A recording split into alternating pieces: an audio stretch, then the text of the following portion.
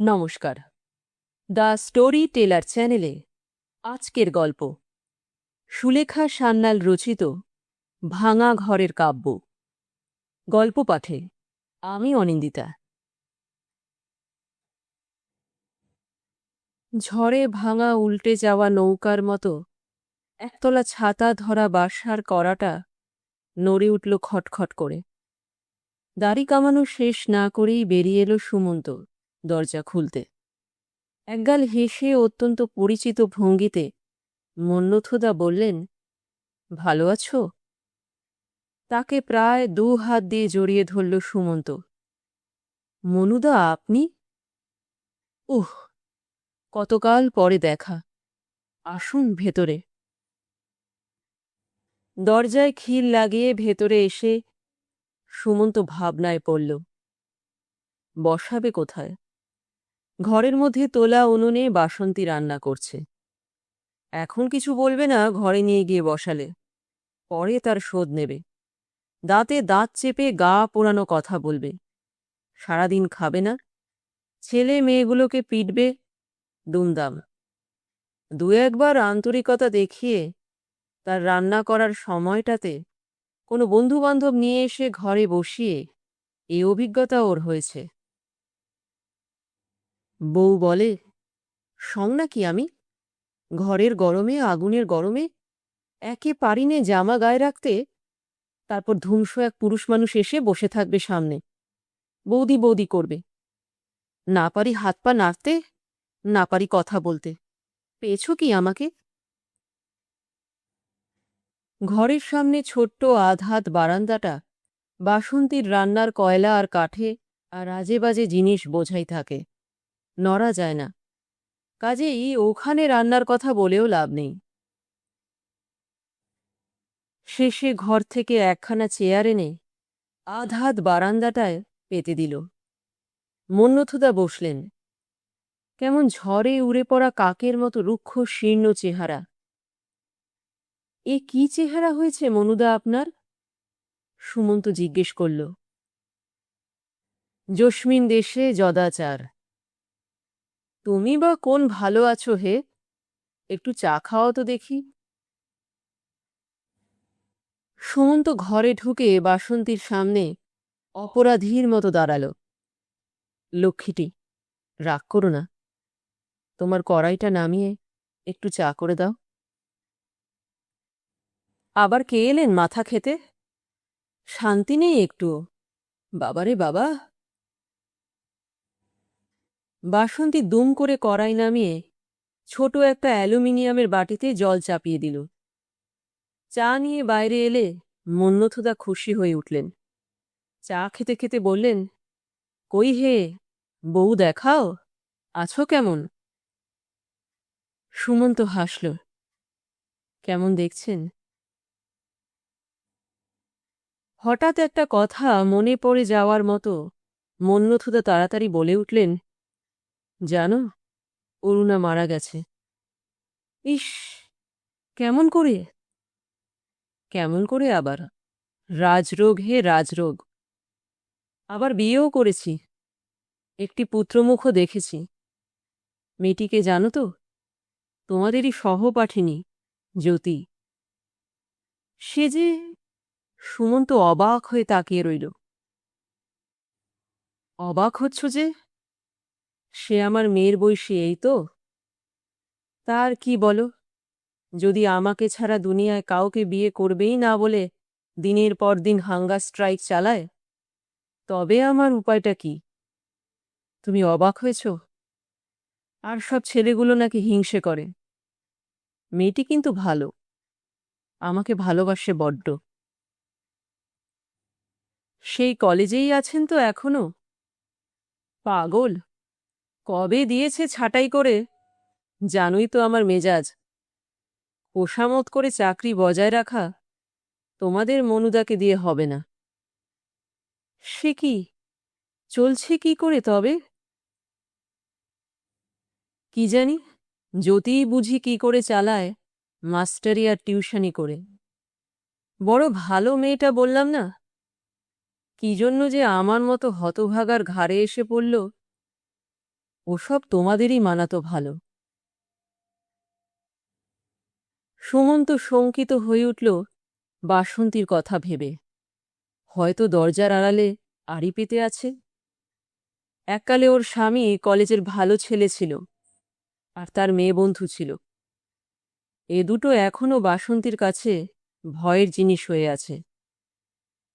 কেউ দরজায় কড়া নাড়লে ও উৎকর্ণ হয়ে থাকে, পেছন থেকে দেখে নেয় আগন্তুক মেয়ে না ছেলে। স্বামীর সুন্দর চেহারা নিয়ে ওর ভারী ভয়। এখনো প্রায় প্রৌঢ় সুমন্তকে দেখে নাকি অনেক মেয়েরই মাথা ঘুরে যেতে পারে। মেয়েরা কিন্তু কোনোদিন এ বাড়িতে আসে না কেউ, একটা 9 বছরের মেয়েও না। তবু বাসন্তীর শান্তি নেই।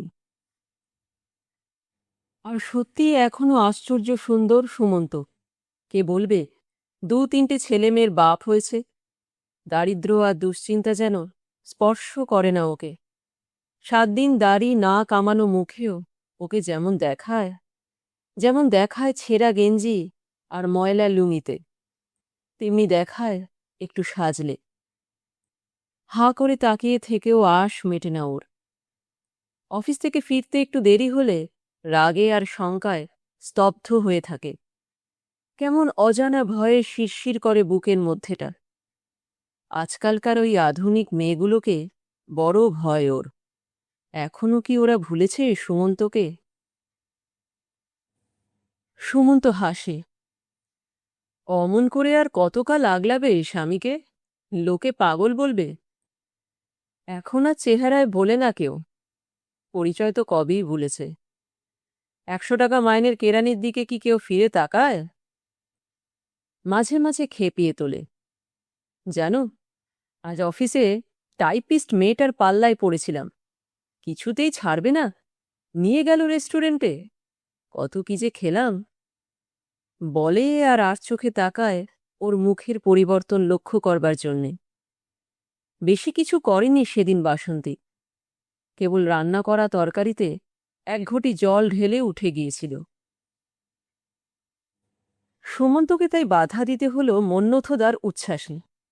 তবু থামানো যায় না, বলেই চলেন। এখনো কিন্তু জ্যোতি তোমার নাম প্রায়ই করে। ওর সঙ্গে তো তোমার বেশ ইন্টিমেসি ছিল এককালে। বলে এ সমাজে সত্যিকার লোকগুলো মূল্য পায় না। বুঝি ভায়া, সব বুঝি। দুঃখটা কোথায়, কি হতে কি হয়ে যায়। অফিসের বেলা হয়ে এলো। বিব্রত সুমন্ত এবার উঠে পড়ে। আচ্ছা, আরেকদিন কিন্তু আসবেন মনুদা। আজ তো আর কথা বলতে পারছি না। যা অফিস, 5 মিনিট এদিক ওদিক হলে আর রক্ষে নেই। মন্মথ চেয়ার ছেড়ে উঠলেন। বেকার মানুষ, বউয়ের কল্যাণে খাই দাই ঘুরে বেড়াল। অফিস স্কুলের কথা মনেই থাকে না। 2 পা এগিয়ে আবার পিছিয়ে এলেন। প্রায় কানের কাছে মুখ নিয়ে এসে ফিসফিস করে বললেন, গোটা 5 টাকা দিতে পারো সুমন্ত? আছে? নিদিন 2টো। বাচ্চাটার জন্য কিছু একটা কিনে নিয়ে যাব। কাল বড্ড রেগেছে জ্যোতি। ছেলেটার ওপর আমার নাকি একটুও মায়া নেই। পকেটে ছিল, খুচরো আর টাকা মিলিয়ে হাতে তুলে দিল। মাসের শেষ, আনতেই সব কাবার। 2টোর বেশি দিতে পারলাম না। মন্মথ খুশি হলেন। ঠিকানা বললেন মুখে মুখে, যেও একদিন। বেরিয়ে যাবার মুখে দাঁড়িয়ে আবার বললেন, যেও, জ্যোতি খুশি হবে। শনিবারের অফিস। দুপুরে চকচকে চেহারাটা বড় ভালো লাগল সুমন্তর। এখুনি উল্টে যাওয়া নৌকার মতো বাসাটায় ফিরতে হবে ভেবে মনটা খারাপ হয়ে গেল। সময় মতো না ফিরলে বাসন্তী রাগে গুম হয়ে থাকবে। তা থাক, তবু আজ ফেরা হবে না। মনে পড়ল মন্মথদার কথা। নোটবুক থেকে ঠিকানাটা দেখে নিয়ে বাসে উঠে সুমন্ত সন্তর্পণে একবার হাসল সূক্ষ্ম ঠোঁটে, জ্যোতির কথা ভেবে। দরজার ওপাশে খিলটার ওপর হাত রাখল কে যেন।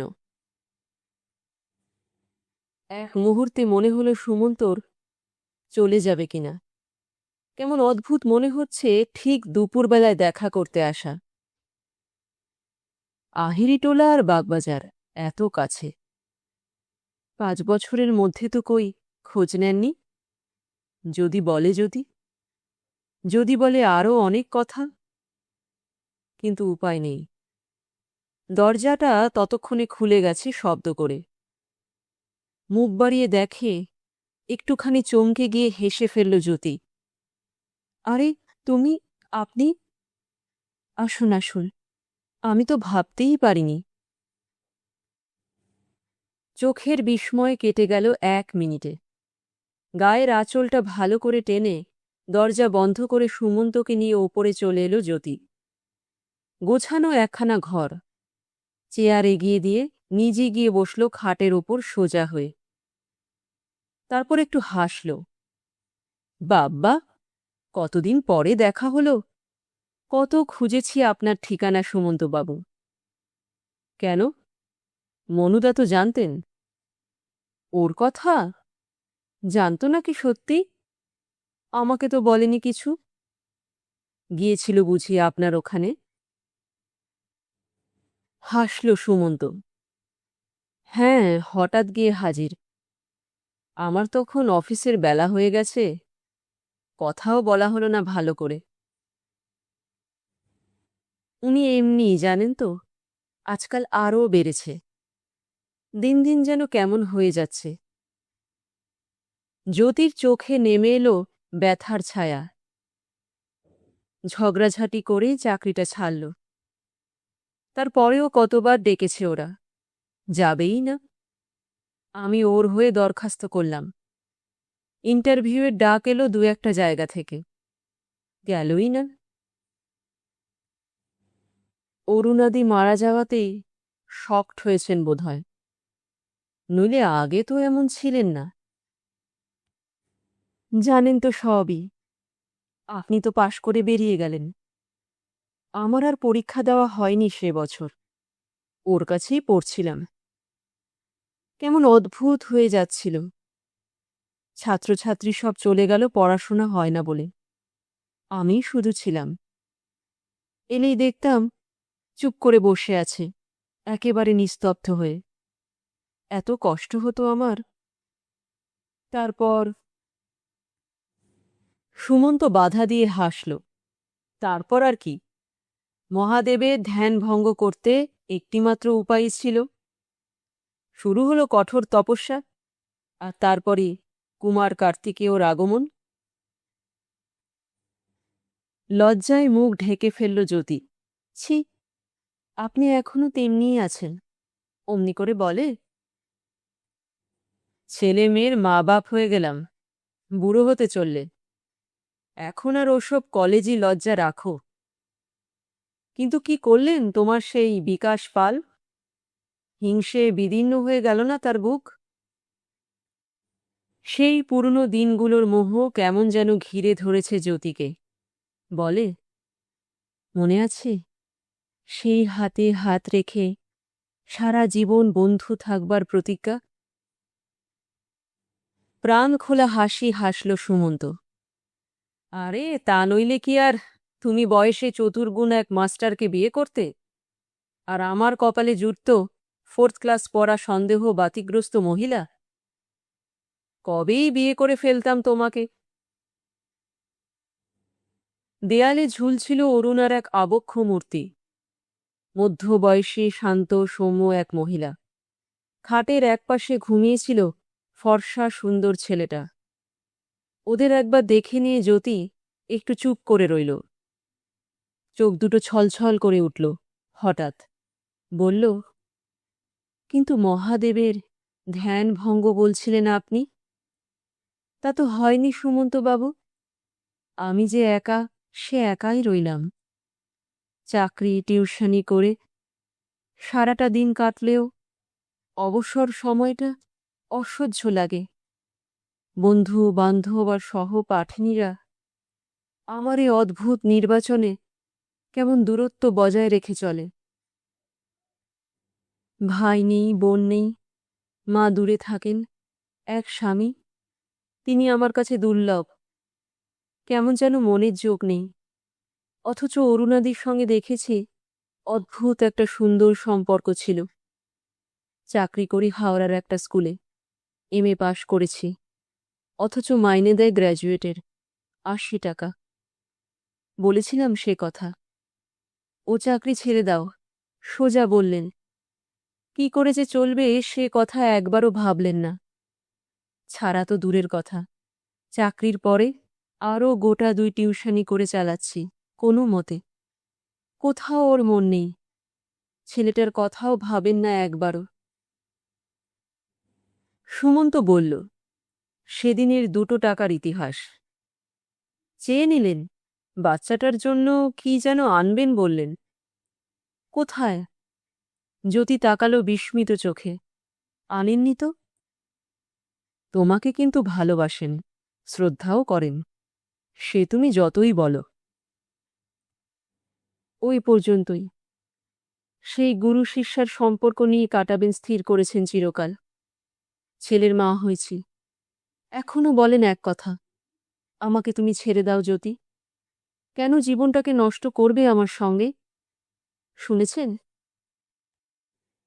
এই বলে আঁচল দিয়ে চোখের কোণ দুটো মুছে ফেলল। অন্যায় করলেও বকবে না কখনো, কষ্ট পেলে তাকেও দেখবেন না। এত খাঁটি, বাইরে থেকে বাড়ি ফেরবার কথা ভাবতেই বুকের মধ্যে কেমন করে। স্বামীর ঘর করি আমি, সারাদিন বাড়ি না ফিরলেও জিজ্ঞেস করবেন না কোথায় ছিলাম, জিজ্ঞেস করবেন না খেয়েছি কিনা, এমনি। এতক্ষণে চোখের কোণে জল টলমল করে। বাচ্চাটার জন্যে বুড়ি ঝি আছে। স্কুল থেকে ফিরেছি কাল, দেখি সে কাঁদছে হাউমাউ করে। ছেলেটা নীল শক্ত হয়ে গেছে। ও নাকি একটুখানির জন্যে কোথায় গিয়েছিল, ওর ভরসায় ছেলেকে রেখে পড়ে গেছে খাট থেকে। তাকিয়েও দেখেননি একবার, নির্বিকার বসে বই পড়ছেন। সত্যি? সুমন্ত আফসোস করে। এমন করলে কি চলে? ছি, যা ছিলেন তা ছিলেন এতকাল। তোমার মতো মেয়েকেও, ছি। আসলে বুঝলে, সমাজটায় একটা ভীষণ গলদের বোঝা চেপে ধরেছে, আর তারই বহিঃপ্রকাশ হচ্ছে আমাদের ব্যক্তিগত জীবনগুলোয়। তুমি যদি হতে অরুণাদির মতোই নেহাতি গোবেচারা ভালো মানুষ, যার স্বামী ছাড়া আর উপায় নেই পেটটা চালানোর, পতি পরম গুরু বলে পরম নির্ভরতায় তাকিয়ে থাকতে পারতে মানুষটার মুখের দিকে, তাহলে হয়তো এমনটা হতো না। গলদটা হয়েছে তোমার স্বাধীন ব্যক্তিত্বের জন্য। ওটাকে বিসর্জন দিয়ে দাও, বলে হেসে উঠল সুমন্ত। চলি আজ, আরও একদিন আসা যাবে। আরে, জ্যোতি উঠে দাঁড়ালো তাড়াতাড়ি। যাবেন মানে? চাটা না খেয়ে? আর আমি যে ভাবছিলাম আপনার সঙ্গে বেরুবো কোথাও। হাত ঘড়িটা একবার দেখে নিল সুমন্ত। 4টে বেজে গেছে। বাসন্তীর ধৈর্য সীমা ছাড়িয়ে গেছে।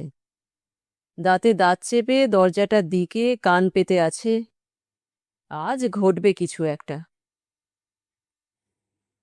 তবু বলে, বেরোবেই যদি বাড়িতে তবে আর হাঙ্গামা করা কেন? খেয়ে নেব কোনো দোকানে। তাড়াতাড়ি কাপড় পরে নাও। বেরুবার মুখে জেগে ওঠা ছেলেটাকে কোলে তুলে একবার আদর করে নেয় জ্যোতি। ঝিকে বলে, ফিডিং বোতলে দুধ ভরে ঠিক 4:25 সময় খাওয়াবে ওকে, আর বাবু এলে চা করে দিও। ওকে ফেলে যেন কোথাও যেও না, আমি না আসা পর্যন্ত।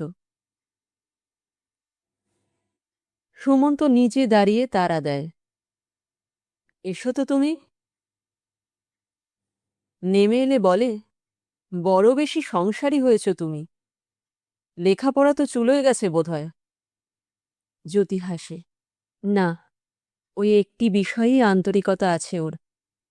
বইটই নিয়ে পড়তে বসে ভারী খুশি। রাগ করে যদি বলি ভালো লাগছে না, তাহলেই উপদেশ। এখনো যেন সে ছাত্রীই আছি। সন্ধেটা আজ কাটল ভালো। অন্তত সুমন্তর বারে বারে মনে হতে লাগল সে কথা। দুজনে চলে গেল অনেক দূরে। আউটরাম ঘাটের ওপরটায় নিস্তব্ধতায় কাটল সময়গুলো। চুপচাপ চায়ের পেয়ালার চুমুক দিয়ে জ্যোতি হাসল মিষ্টি করে। স্কুল পালানো ছেলের মতো দুষ্টুমি ভরা হাসি। বেশ লাগছে না? জীবনে যেন দুঃখ আর অভাব আছে বলে মনে হয় না এখানে এলে। অথচ ব্যাগে তো তোমার আমার দুজনেরই আছে বোধহয় আনা কয়েক পয়সা। মনে হচ্ছে পুরনো দিনগুলোয় ফিরে গিয়েছি আবার। সুমন্ত হাসল গঙ্গার ঢেউগুলোর দিকে তাকিয়ে। চায়ের পয়সা দিতে গেলে জ্যোতি হাত চেপে ধরল। ওর সরু সরু ফর্সা আঙুলগুলোর নিচে চাপা পড়ল সুমন্তর হাত। শেষে ঠিক হলো সুমন্ত দেবে চায়ের পয়সা, আর জ্যোতি খাওয়াবে চানাচুর। ইডেন গার্ডেনে দুজনে চানাচুর খেল কারাকারি করে। তারপর জলের ধারে বসে রইল চুপচাপ। কিন্তু একটু পরে এখানে ওখানে আলো জ্বলে উঠতেই উঠে পড়ল জ্যোতি। আজ চলো, বাবুলটা হয়তো কাঁদছে। রাত্রে আবার একরাশ পরীক্ষার খাতা দেখা আছে। এক মুহূর্তে দুজনেই আবার ফিরে এলো বাস্তবে। সুমন্তর মনে পড়ল বাসন্তীর কথা, একতলা অন্ধকার ঘরের কথা। দীর্ঘ নিঃশ্বাস পড়ল দুজনেরই। সেই ছেলে মানুষই ঝেড়ে ফেলে জ্যোতি এক মুহূর্তে ফুটিয়ে তুলল মাস্টারের গাম্ভীর্য, আর সুমন্ত গম্ভীর মুখে একটা সিগারেট ধরাল। সমস্ত রাস্তাটা নিঃশব্দে এসে জ্যোতিকে তার দরজায় পৌঁছে দিয়ে সুমন্ত বাড়ি ফিরে গেল। দরজা খুলে দিল বাসন্তী। কিন্তু আজ আর দেরি হয়ে যাওয়া দিনগুলোর শঙ্কা আর গাম্ভীর্য মেশানো থমথমে মুখে নয়, খুলে দিল চঞ্চল আর হাসি খুশি মুখে। সুমন্তর করুণ গম্ভীর মুখখানার দিকে একবার তাকিয়েও দেখল না। ঘরে এসেও সেই হাসি হাসি মুখেই উনুনে চায়ের জল চাপিয়ে এগিয়ে এলো সুমন্তর জামাটা তুলতে। চা খাবে তো, নাকি খেয়ে এলে কোথাও? একটু আগে এলে সঙ্গে সঙ্গে পেয়ে যেতে। সত্যি কি মজার মানুষ তোমাদের ওই মনুদা। মা গো, হাসতে হাসতে পেটে আমার খিল ধরে গেছে। এতখানি বয়স হয়েছে, এখনো ভেতরটা যেন ছেলে মানুষের মতো। মনুদা এসেছিলেন? সে কি এখন? অফিস থেকে ফেরুনি শুনে বললেন একটু বসবেন। কি আর করি, দিলাম বসতে। ছেলে মেয়েদের সঙ্গে ভাব করে নিলেন 1 মিনিটে। এমন মজার গল্প জুড়ে দিলেন যে আমিও হাসতে হাসতে প্রায় বেরিয়ে পড়ি। আমার সঙ্গেও ভাব করে নিলেন জোর করে। চায়ের পেয়ালা সামনে এগিয়ে দিয়ে বাসন্তী বসল চেয়ারে। পুরো 2 ঘন্টা ছিলেন। আমাকে তো জানা, জীবনে পুরুষ মানুষের সঙ্গে ভালো করে কথা বলতে পারি না। কিন্তু মনুদা চলে গেলেন যখন, মনে হলো কত আপনার। সপ্তাহে 2-3 দিন আমাকে এসে পড়িয়ে যাবেন। চায়ের কাপে লম্বা একটু চুমুক দিতে দিতে শুনে গেল সুমন্ত কথাগুলো। মনের মধ্যে বাসন্তীর উচ্ছ্বাসে ভরা কথাগুলো কেমন কাঁটার মতো বিজ্জে খচখচ করে। আনন্দে যেন উপচে পড়ছে মেয়েটা। সুমন্তর চোখে যা নতুন।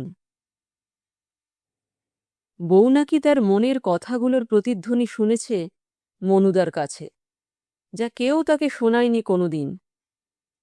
তবু ভালো, অমন কালো থমথমে মুখখানায় শেষ পর্যন্ত হাসি ফুটিয়ে গেছেন তিনি। সঙ্গে সঙ্গে চোখের ওপর ভেসে উঠল জ্যোতির ক্লান্ত করুণ মুখখানা, স্তিমিত ছলছলে চোখ, আর অকারণে উচ্ছল হাসি, হঠাৎ বিষাদের তিক্ততায় ভরে যাওয়া। জ্যোতির স্বামী মনুদা শেষ পর্যন্ত অশিক্ষিত সন্দিগ্ধ মনা দজ্জাল মেয়েকে খুশি করবার ভারই শুধু নিলেন না, তাকে পরিবর্তিত করে দিয়ে গেলেন মাত্র কয়েক ঘণ্টায়। অনেকক্ষণ পরে চেপে রাখা একটা নিঃশ্বাস ফেলে নিজেই চমকে উঠল সুমন্ত। সব যেন কেমন গোলমাল হয়ে যাচ্ছে। আসল জায়গাটায় পৌঁছানো যাচ্ছে না অনেক ভেবেও। জ্যোতিকে খবরটা দেওয়ার জন্যই বোধহয় দুদিন পরে হঠাৎ প্যাটেল মরে যাওয়ায় অফিস ছুটি হয়ে গেল। সুমন্ত এলো। জ্যোতি এসে দরজা খুলে দিল। বিষণ্ণ গম্ভীর মুখে তাকালো তার দিকে। কি হলো, বাবলুর কিছু? ভয়ে ভয়ে জিজ্ঞেস করল সুমন্ত। না। তবে অমন মুখ করে রয়েছ কেন? ওপরে নিয়ে গিয়ে দরজার কাছে দাঁড় করিয়ে জ্যোতি নিজে ঢুকল ভেতরে। সুমন্তবাবু এসেছেন তোমার সঙ্গে দেখা করতে। একটু চমকে উঠে স্থির হয়ে গেল সুমন্ত। জ্যোতির তখনকার মুখের অবদ্ধ ভাবটা অনেক সহজ হয়ে এলো ওর কাছে। হাসি মুখে ঢুকে পড়ল ভেতরে। এলাম আপনার কাছেই। আপনি নাকি সেদিন আমার ওখানে গিয়েছিলেন, বাসন্তী বলছিল। সময় তো পাইনি, ভাগ্যিস প্যাটেল মরে গেল। এসো। কাগজখানা চোখের ওপর থেকে নামিয়ে মনুদা বললেন, ভাবছিলাম মনে মনে অনেক কথা। এই প্যাটেল কি দুর্জয় আর দুর্দান্ত, গেল শেষ পর্যন্ত। আমাদেরও দিন হয়ে এলো। আপনার? সুমন্ত হা হা করে হেসে উঠল। প্রাণখোলা হাসির দমকে ঘরটা যেন ফেটে পড়তে চায়। জ্যোতির ছলছল চোখ আর গম্ভীর মুখেও হাসির রেখা ফুটল। আপনি? প্যাটেল তো আপনার ঠাকুরদাদার বয়সী। কি যা তা ভাবছেন। বাবলুর দিকে একবার চোখ তুলে তাকালেন মনুদা। জ্যোতি তো রইল, ওই নিতে পারবে ছেলেটার মানুষ করবার ভার, আর করছেও তো ওই। আমি তো কেবল। দীর্ঘ একটা নিঃশ্বাস ফেলে চুপচাপ বসে রইলেন। খানিকক্ষণ পরেই সুমন্ত উঠে দাঁড়াল। যাই আজ। যাবেন একদিন জ্যোতিকে নিয়ে? সিঁড়ি দিয়ে জ্যোতিও সঙ্গে সঙ্গে নেমে এলো। আজ কদিন থেকে দেখছি অমনি করছেন। যেদিন বেড়াতে গিয়েছিলাম সেদিন থেকেই। কিছুই করতে পারলেন না আমার জন্যে, আমার একেবারেই অনুপযুক্ত, এইসব কথা শোনাচ্ছেন দিন রাত। কান্না পায় আমার। বেরুবে একটু? না না, কি মনে করবেন আবার? ভীত শঙ্কিত গলায় জ্যোতি যেন আর্তনাদ করে উঠল। সামনের শনিবারে বিনার 2টো টিকিট কাটব। ওখানে থেকো 3টের সময়। ওপর থেকে মনুদা গম্ভীর গলায় ডাকলেন জ্যোতিকে। সুমন্ত রাস্তায় নেমে এলো। সিনেমা হলের সামনে দাঁড়িয়ে থেকে পা দুটো ব্যথা হয়ে গেল সুমন্তর। কি মেয়ে রে বাবা, চিরকাল অমনি। এমন ভীতু ভীতু ভাব করে, হয়তো আসবেই না শেষ পর্যন্ত। শেষ পর্যন্ত জ্যোতি এলো। বলল, চলো চা খেয়ে আসি আগে, আজ মাইনে পেলাম যে। কফি হাউসের এক কোণে বসে চোখ ছলছল করে এলো। বলল, আজ প্রচণ্ড ঝগড়া করেছি তোমাদের মহাদেবের সঙ্গে। অনেক কথা বলেছি, মনে আঘাত দিয়ে। বললাম, সত্যিই নির্বাচনে আমার ভুল হয়ে গেছে। এতদিন ও কথা নিজে বলেছেন, দিনের মধ্যে 7বার করে, আর আজ যেই শুনলেন আমার মুখ থেকে, অমনি মুখখানা কালো হয়ে উঠল। এবার দেখব এর রিয়াকশন। দুপুরে না খেয়ে বেরিয়ে গেলাম স্কুলে। একবার বললও না খেয়ে যেতে। সুমন্ত হেসে গল্প করে চলল। আজ 2-3 দিন বাসন্তী কথা বলে না ওর সঙ্গে। আজ জোর করে ভাব করতে গিয়ে কেঁদে কেটে অনর্থ বাঁধাল। দেখতে সুন্দর হলেই হয় না, মনটাকেও সুন্দর করতে পারা চাই। বাসন্তীকে অত অবহেলা করার ফল সুমন্ত পাবে একদিন। নির্বাচনটা আর বলতে পারিনি, কারণ নেহাতই শুভদৃষ্টি করে বিয়ে হয়েছিল বলে। সুমন্ত হাসল জ্যোতির দিকে তাকিয়ে। যা হওয়া উচিত ছিল তা না উল্টো হয়ে গেছে সব আমাদের, তারই ফল ফলছে। খাওয়া আজ আমারও হয়নি, রাগ চরমে। বাসন্তী রান্না ভাত আর তরকারিতে 2 ঘটি জল ঢেলে মনের জ্বালা মিটিয়েছে। দুজনে খেয়ে বেরিয়ে এলো। আহ, এমনই যদি জীবনটা হতো, অবহেলিত আর অবজ্ঞাত হওয়ার জ্বালা থাকত না মনের মধ্যে, শান্তি পেতাম সত্যি। এই বলে জ্যোতি ম্লান একটু হাসল সুমন্তর দিকে তাকিয়ে। কেমন একটু রুক্ষ দৃষ্টিতে অন্যমনস্ক হয়ে ও তখন তাকিয়ে আছে ইউনিভার্সিটি বিল্ডিংটার দিকে। কয়েক সেকেন্ড পরে মস্ত এক নিঃশ্বাস ফেলে বলল, চলো। অন্ধকার খানিকটা স্বচ্ছ হয়ে আসতে জ্যোতি হাত বাড়িয়ে সুমন্তর হাতটা চেপে ধরল। আস্তে আস্তে বলল, পাশের 3টে সিট পরে তাকিয়ে দেখো। মনুদা। সে চোখ সরিয়ে এনে বলল, পাশে কে ভদ্রমহিলা? আরও একবার ভালো করে তাকিয়ে দেখে সুমন্ত বলল, আমার বউ বাসন্তী। অন্ধকারে জ্যোতি কেমন সংকুচিত হয়ে উঠল। তারপর একটু ভেবে নিয়ে বলল, চলে যাই চলো। কেন? না। শান্ত শক্ত গলায় উত্তর পাওয়া গেল তার। ভিড়ের মধ্যে হয়তো দেখতেও পেতেন না মনুদা। সুমন্তই এগিয়ে গেল। জ্যোতি চলে যাচ্ছিল পেছনে। খপ করে হাতটা চেপে ধরল। কেমন লাগলো মনুদা বইটা? জ্যোতির দিকে একবার তাকিয়ে নিয়ে মনুদা হেসে উত্তর দিলেন, মন্দ লাগলো না নেহাত। ওসব বাতিক আমার নেই, বাসন্তীর জন্য আসতে হলো, ছাড়বে না কিছুতেই। বেড়াতে তো পায় না বেচারা। তোমাদের কেমন লাগলো? ততক্ষণে বাসন্তী গিয়ে চেপে ধরেছে জ্যোতির হাত। আপনি?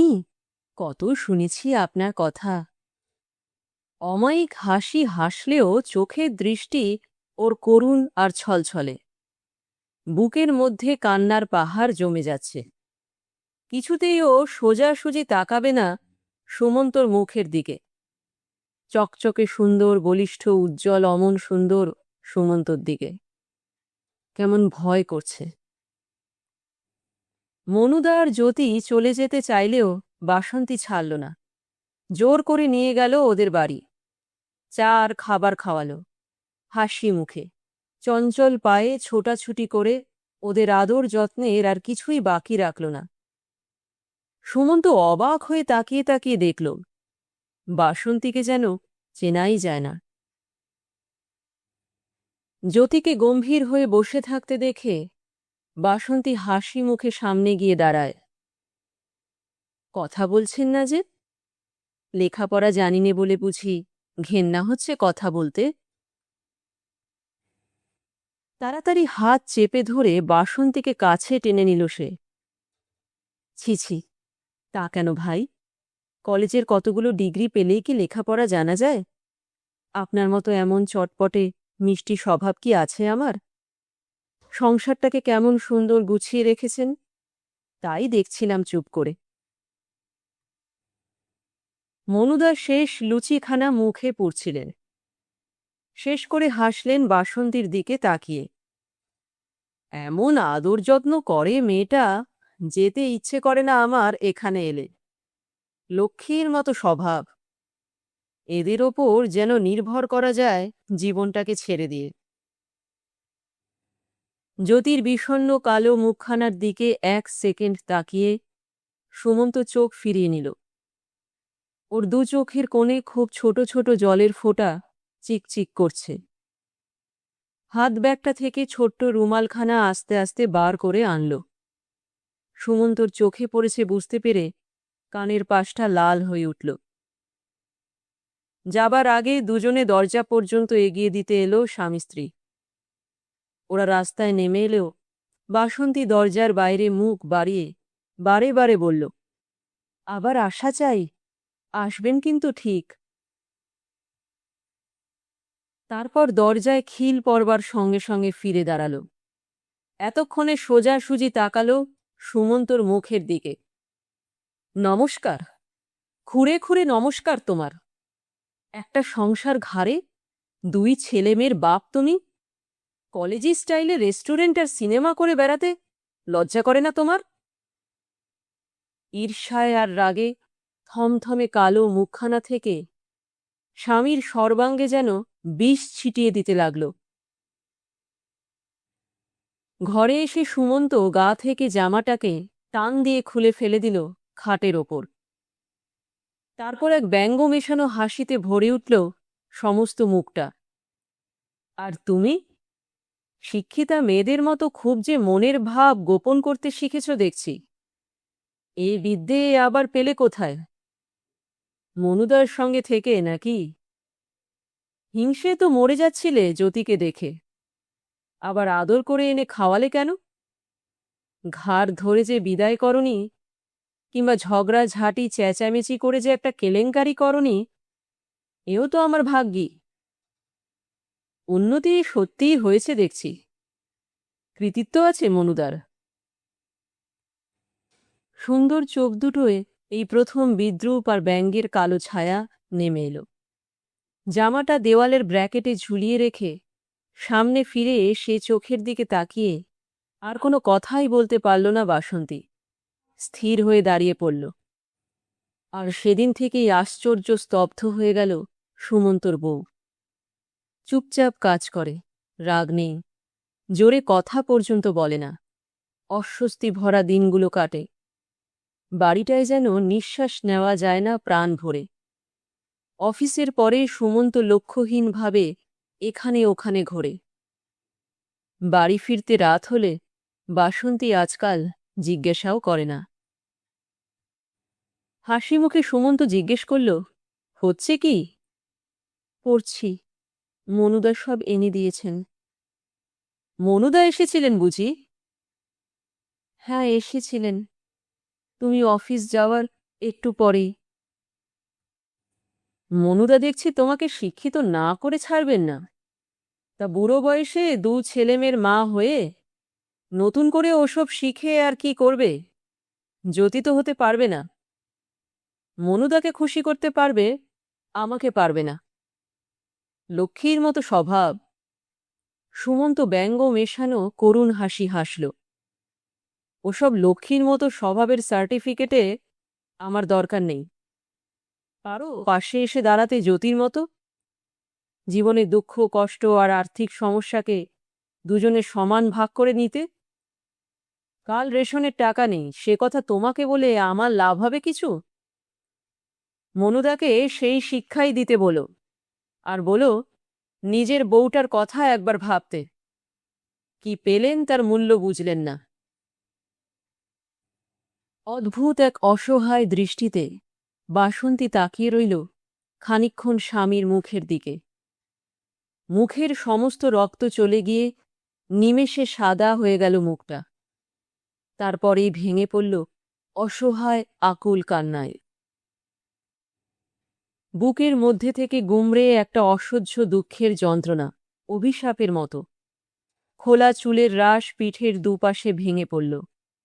এক গাদা ছেঁড়া নতুন আর পুরনো বইয়ের মধ্যে মাথা গুজে বাসন্তী কেঁদে চলল। কান্নার ফাঁকে অর্ধ উচ্চারিত কয়েকটা কথা, ভালো করে বোঝা যায় না। দেখে দেখে সুমন্তর চোখ দুটো জ্বালা করে উঠল। পাশে বসে পিঠের ওপর হাত রেখে বলল, চুপ করো বাসন্তী। ছেলে মেয়ে দুটো অবাক হয়ে গেছে, ওদের আর কাঁদিও না। বউ হাতখানা সরিয়ে দিল। যাও যাও, আর ন্যাকামি করতে এসো না। তোমার জ্যোতির কাছেই যাও, যে পারবে দুঃখ কষ্টের ভাগ নিতে। আমি তো তোমার সুখটাই ভোগ করে এসেছি এতকাল। কত সুখেই রেখেছিলে আমাকে। চাকরানী আর রাধুনির মতো কেবল খেটেছি সংসারে এতকাল। আজ এলে বড় বড় কথা শোনাতে। এই যদি ছিল, তবে ভুল শোধরাওনি কেন? জ্যোতিও ছিল, তুমিও ছিলে। দরজাটা সশব্দে ভেজিয়ে দিয়ে সুমন্ত বেরিয়ে গেল ঘর ছেড়ে। বিরক্তিতে নিজের ওপরই মনটা উঠল বিষিয়ে। এরকম যে হবে তা সে ভাবেনি। অপমানও সে করতে চায় না বাসন্তীকে। তবু কেমন করে মনের ক্ষোভটা বেরিয়ে পড়ল আজই। জ্যোতির ঝি এসে দরজা খুলে দিল। সিঁড়ি দিয়ে উঠতে উঠতে স্বামী স্ত্রীর চাপা গলার কথা কাটাকাটি শুনে থমকে দাঁড়াল সুমন্ত। ঘর সংসার চুলোয় গেল। বাবুলটা একটু যত্ন পাচ্ছে না। এসব দেখে শুনেও ওই ৮০ টাকার চাকরি তোমার না করলেই চলবে না?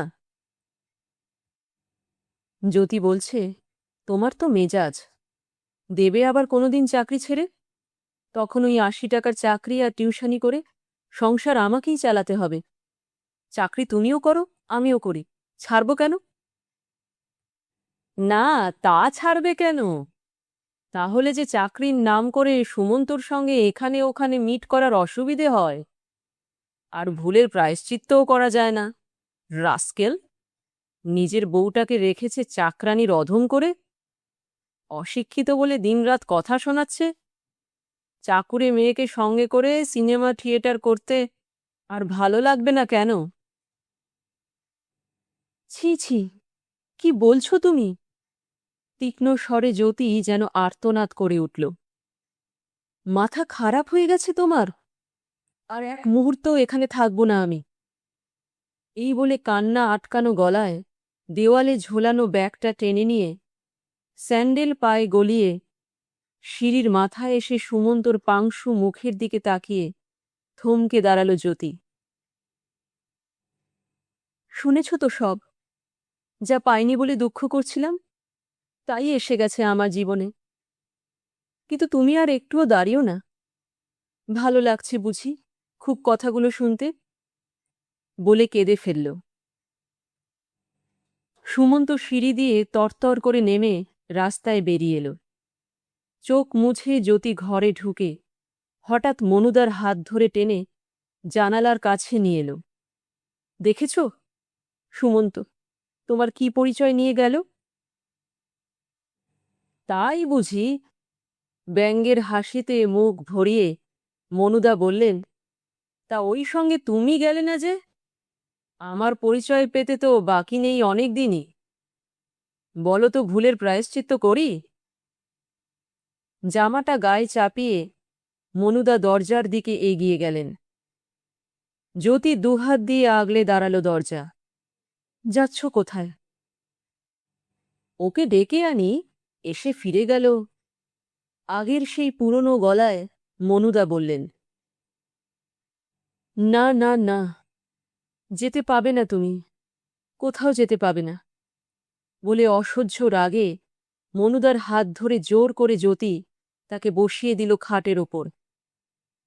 তিনি বসে রইলেন অসহায়ের মতো মাটির দিকে তাকিয়ে। এর মধ্যেই কাঁচা ঘুম ভেঙে বাবলুটা হঠাৎ উঠে কাঁদতে শুরু করল। কিন্তু বাবা মা দুজনেই বসে রইল কাঠের পুতুলের মতো। কেউ উঠে ছেলেটাকে একবার কোলে করে আদর পর্যন্ত করল না।